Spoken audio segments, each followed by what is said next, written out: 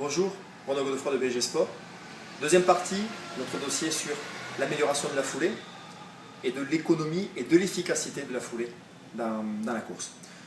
La semaine dernière, nous avons vu ensemble l'alignement, l'importance de l'alignement dans la course. Aujourd'hui, nous allons voir l'importance de l'action des bras dans la course.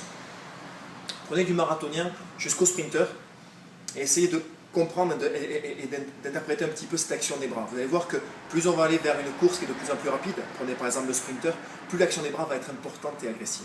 Prenez le sprinter au démarrage, le sprinter va être vraiment très ample dans ses mouvements de bras. Pourquoi? Pour générer un maximum de puissance. La course est un déséquilibre avant permanent.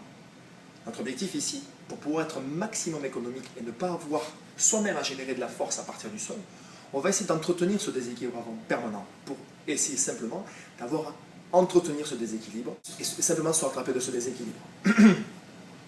Donc, l'action des bras va être très importante. On va voir ensemble maintenant un exercice pour savoir comment travailler en fait, cette action des bras au sein de la foulée. A tout de suite. Comment donc travailler le mouvement de vos coudes vers l'arrière? Pour ce faire, on va essayer de reprendre la position que nous avions dans la première partie de notre vidéo sur le thème de la course, à savoir la vidéo sur l'alignement. Rappelez-vous, je vous avais dit de trouver un alignement par rapport au sol, avec une bonne parallèle de votre corps par rapport au sol. Pour ce faire, après, vous pouvez prendre des sangles, une barre, une main courante, peu importe. Lorsque vous avez cette parallèle au sol,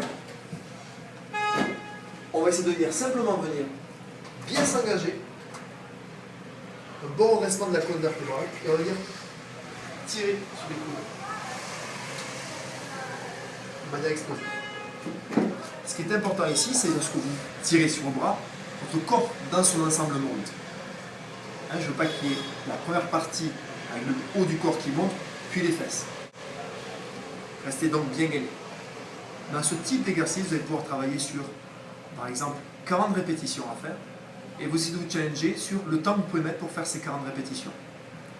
Lorsque vous arrivez à gagner en aisance sur ces éléments-là, rajoutez un peu plus de répétitions, ou essayez de diminuer un petit peu ce temps-là.